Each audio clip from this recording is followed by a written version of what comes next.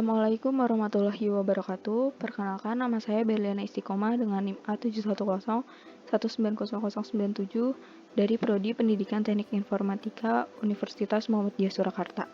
Hari ini saya ingin membahas mengenai praktikum jaringan komputer. Yang pertama yang akan kita bahas adalah kegunaan dari router, hub, dan juga switch. Jadi kegunaan dari router itu ada 3. Yang pertama, menghubungkan jaringan ke DSL.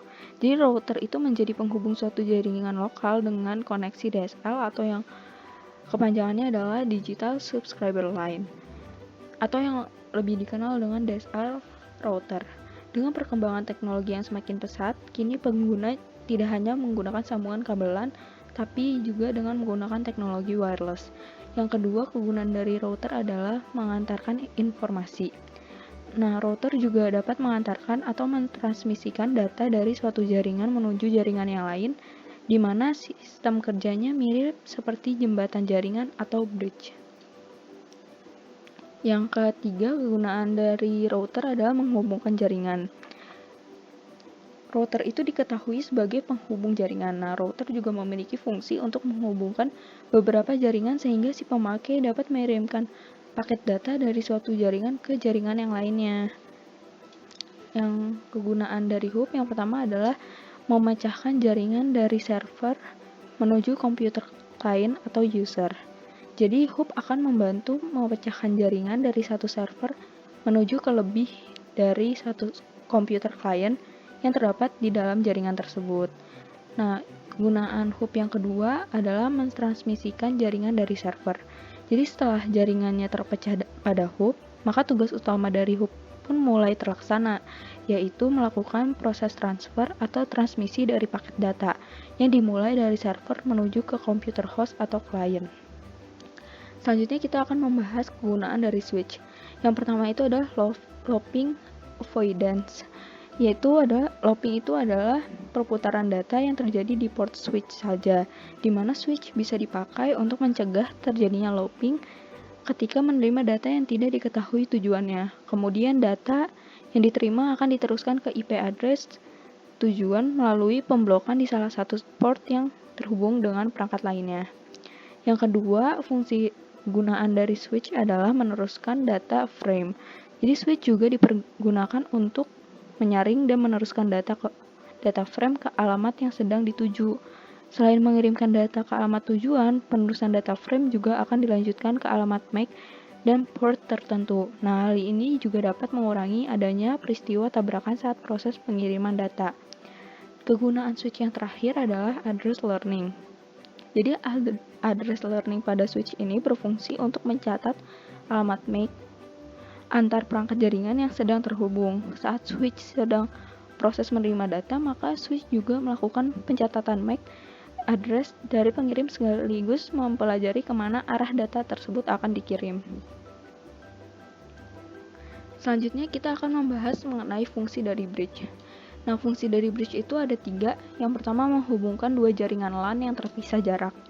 Jadi pada fungsi bridge bagian ini dapat diartikan semisal jadi ada sekolah yang terdiri dari beberapa bangunan yang saling terpisah satu sama lain.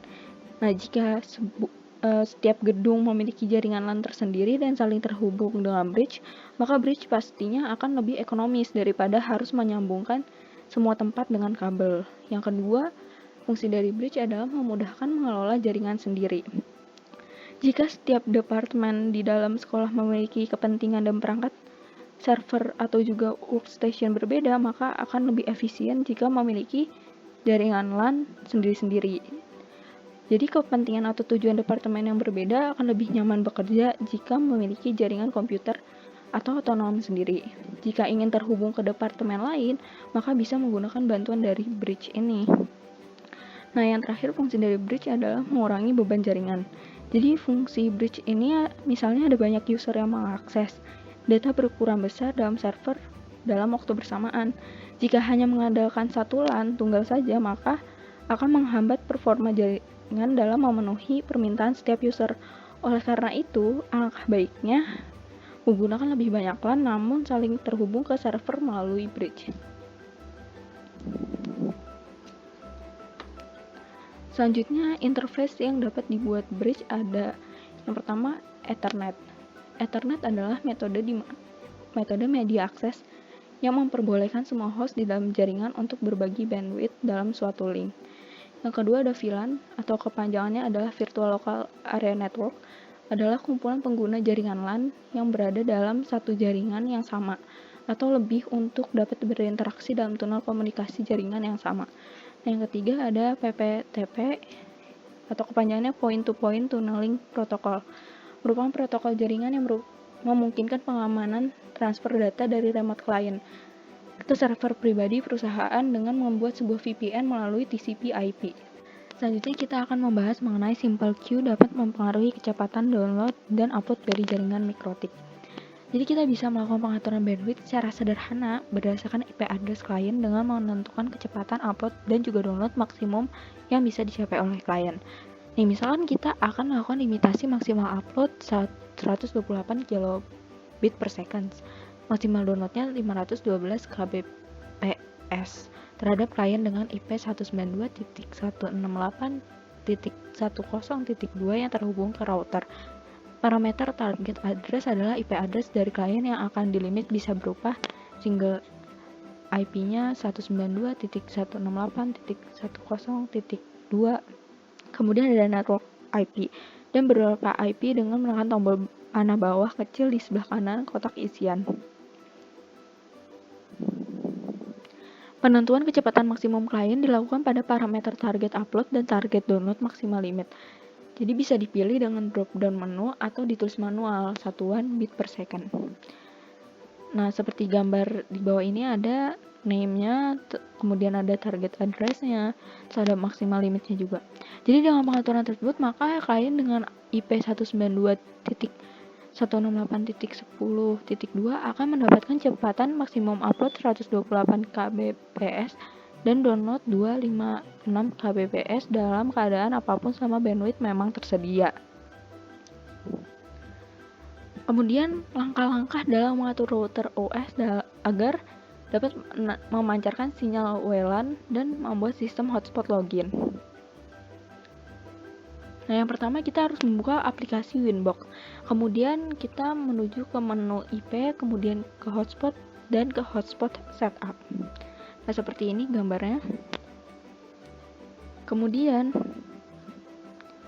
kita menekan tombol hotspot setup, wizard hotspot akan menuntun kita untuk melakukan setting dengan menampilkan kotak-kotak dialog pada setiap langkahnya. Nah, seperti ini gambarnya. Terus langkah pertama kita diminta untuk menentukan interface mana hotspot akan diaktifkan. Pada kasus kali ini, hotspot diaktifkan pada WLAN 1, di mana WLAN 1 sudah kita set sebagai access point. Selanjutnya kita klik next. Selanjutnya, jika di interface WLAN 1 sudah terdapat IP, maka pada langkah kedua ini secara otomatis terisi IP address yang ada di WLAN 1. Tetapi jika belum terpasang IP, maka kita bisa menentukan IP-nya di langkah ini, kemudian kita klik next. Langkah ketiga, tentukan range IP address yang akan kita berikan ke user.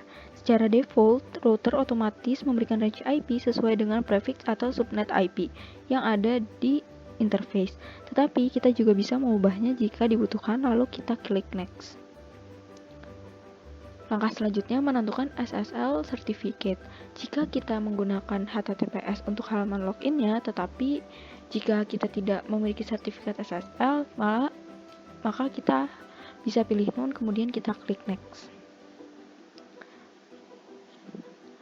Jika diperlukan SMTP server khusus untuk server hotspot, bisa ditentukan, sehingga setiap request SMTP client direct ke SMTP yang kita tentukan. Karena tidak disediakan SMTP server IP 0.0.0.0, kami biarkan default, kemudian kita klik next. Di langkah ini, kita menentukan alamat DNS server. Kita bisa isi dengan DNS yang diberikan oleh ISP atau dengan OpenDNS. Sebagai contoh, kita menggunakan DNS server Google. Lalu kita klik next. Selanjutnya, kita akan diminta untuk memasukkan nama DNS lokal hotspot server. Jika diisikan, nantinya setiap user yang belum melakukan login dan akan mengakses ke internet, maka browser akan dibelokkan ke halaman login ini. Di sini, DNS name sebaiknya menggunakan format FQDN yang benar. Jika tidak diisikan, maka di halaman login akan menggunakan URL IP address dari WLAN 1. Langkah terakhir, kita akan menentukan username dan password untuk login ke jaringan hotspot kita. Ini adalah username yang akan kita gunakan untuk mencoba jaringan hotspot kita. Nah, pada langkah ini, jika kita klik next, maka akan muncul pesan yang menyatakan bahwa setting hotspot telah selesai. Selanjutnya, kita akan mencoba mengkoneksikan laptop ke WiFi hotspot yang sudah kita buat. Kemudian, kita buka browser dan mengakses webnya sembarang. Tapi kita pastikan dulu bahwa kita mengakses web yang menggunakan protokol HTTP, karena hotspot Mikrotik belum mendukung untuk redirect web yang menggunakan HTTPS. Maka, kita akan dialihkan ke halaman login hotspot, seperti gambar di sebelah ini.